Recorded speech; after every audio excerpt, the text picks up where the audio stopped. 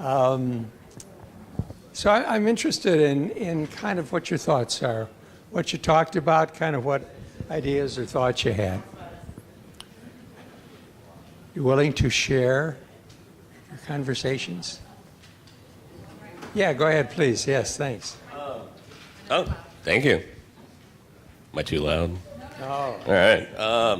Yeah, I think we kind of did the third one. And I think probably like the overarching kind of theme that we saw was that the more people were prepared for these issues, the better it basically was. When families were able to anticipate that problems like this might happen, and whether they structured the business in a certain way, whether it be through, like, I think, I can't remember how someone worded it, it's like the difference between like having ownership stake and then salary. It seemed like that was the best way of kind of handling it. Even though there might be some of those issues, you had some construct or structure around it, how to deal with it, versus if the problem just blew up and then you're trying to deal with it, that's the most difficult situation. But that was probably the biggest thing that we kind of learned, because some of the people here, when their parents actually had those conversations, it seems like it went a heck of a lot smoother.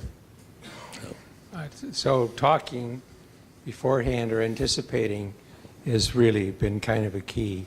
Other kind of thoughts or ideas or things that occurred to you? Yes, go ahead, please. There's an old sports quote about it's not about salary, it's about the money. Yeah. And, on that theme, splitting equity versus salary and paying fair market wages for the job to be done. And, if you want to kill the culture of a business, have that family member who does nothing come in every Friday and pick up his or her check. And all your culture and value walks out the door with the check. Have you seen family businesses in which you want to pay people to stay home? You're not supposed to do that. But sometimes the disruptive nature of the persona is such that the kindest thing you can do is try to, please don't come in, Other kind of comments or thoughts?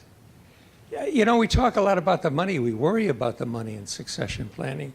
We worry both about ourselves as perhaps as the owners, and we worry about, what will happen to it, what will happen to the business.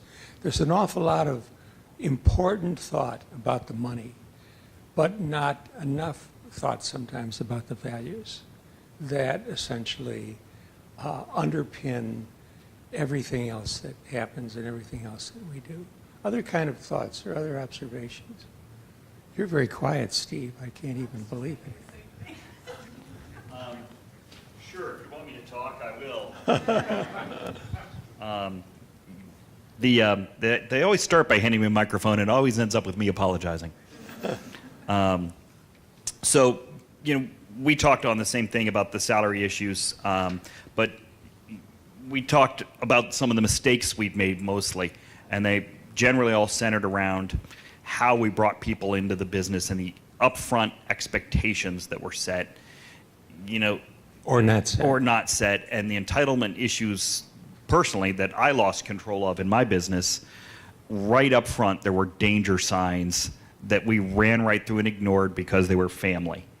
And just as you rethink this, what I realized with hindsight is I would actually have a better relationship with my family if I hadn't ignored the danger signs and just never would have brought them into the business.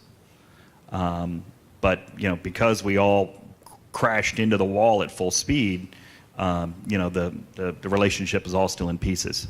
So do yourself a favor and get this right up front. Thanksgiving dinner never tastes the same if this stuff doesn't get worked out. Thank you.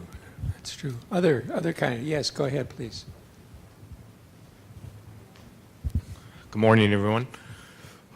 I read all four of these, and I came to the conclusion, it seems like in family businesses, lack of communication is one of the biggest factors in the business. You can write a succession plan and do everything to 1, 2, 3, 4, 5, and there's no communication involved, and then nobody knows what's going on. And I think that's a lot of reasons why families, and then all of a sudden things get competitive, and in a family business, oh, I should be doing this, I should be getting paid this, I'm entitled to this, I did this, and in the most part, people don't know, and then the communication there's a lack of communication in family businesses. Do you think one of the reasons why many founders find it very difficult to step away is that there are inevitable conflicts that essentially you're going to have to face, and it's easier not to have to face them? I had one business up in Cleveland, kind of a miserable guy, really, and kind of a difficult spirit among the whole family members. But they had no intention they were going to die and leave the kids to fight it out. That was their kind of strategy, the couple's strategy. Yeah, it was the Thunderdome strategy, yeah. So you're right, that as long as I don't disturb the status quo, and I like it here anyway, as being the big tuna, so it poses problems for others. Other kind of observations, please. Those are good ones, great ones. Well, going along with that is the founder who doesn't want any of his children to be mad at him, and so he just won't tell them what the plan is, and we'll leave it to somebody else to give them the news. Yeah. They'll get it in the reading of the will. Yeah, that's always great. That certainly promotes harmony. Yes, go ahead, Cal.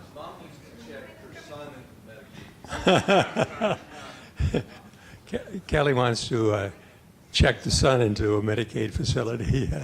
That's probably a great idea. But, you do have situations in which the preoccupation is so strong that you don't protect the wives. The wives have nothing to do with the business. She's been kind of kept from it, protected from it, but she's not protected in death when the founder kind of disappears. He has not thought through what the implications are of her having to try to sort out this stuff. And so many situations in which the wife inherits the business and she doesn't know anything about it, So she either has to try to find a buyer in a hurry or have a fire sale or some other kind of situation. Other kind of observations that people have. Yes. With the spouse issue. I'm actually on a board of a business right now that's dealing with a problem, the entitlement of the spouses, actually. I literally had it where the wife of one of the owners came to the board meeting, and we're like, well, this is a board meeting. No, I think I'm going to speak for him. We're like, well, this is a closed meeting, and we looked at the son, and he's like looking at her, and he's like, no, I think she's okay. And it's just being a common theme I've noticed, where sometimes you see the spouses have a lot of the entitlement and causing a lot of the issues. You do. One of the things you do find in businesses where there are not a lot of kids in the business, but they are involved with the board, is you do get more of that kind of situation where they think they're entitled to be able to speak about the business, even though they know nothing about it, and so forth and so on. So it is really problematic, and thinking they should be on the board because they're owners. And if you're an owner, you should be on the board. Just like, of course, if you own any stock in any company, you should be able to go and talk at the board of directors meetings, right? Yeah, right. So other kind of thoughts or observations or kind of things that you might be able to kind of think about taking away? Yes, please. I would just say also, and not only with these examples, but just learning and teaching your employees and family members to speak truth, because that helps with other issues also. Yesterday we had an employee come in just talking about how frustrated she was with the situation. We're like, you have the right to go tell that other person you're frustrated with this and explain it instead of coming to us every time. So I think maybe even taking the next step in teaching mom, dad, sons how to have these conversations to make them feel empowered to be able to tell people how they're really feeling. Yeah, entitled people don't think that their responsibility is to speak the truth. They always want somebody else to do the dirty work for them. And so the situation is always you go up and across and down, and that turns out kind of being like the phone tag. Yes, go ahead. Please. This is going to be a question. So when we know that the sibling is acting entitled, being disruptive to the business, just going up and telling them probably ain't going to work. So what do you, other than locking them out, what do you do? Well, you know, I think the challenge that most businesses have is that it gets ahead of them. In other words, that it's only in retrospect that you realize there were certain things you did that essentially didn't work out very well for you. You know, or you thought that it would have kind of, it's always the unintended consequences. You know, we have the unintended consequences of healthcare. Now we're going to have the unintended consequences of tax. But, you know, there is not this ability to really anticipate how human beings are going to react or deal with an issue. And that frequently we are very incorrect in terms of what we think is going to happen. So a lot of this entitlement stuff, I think, is replacing lost affection from parents with money.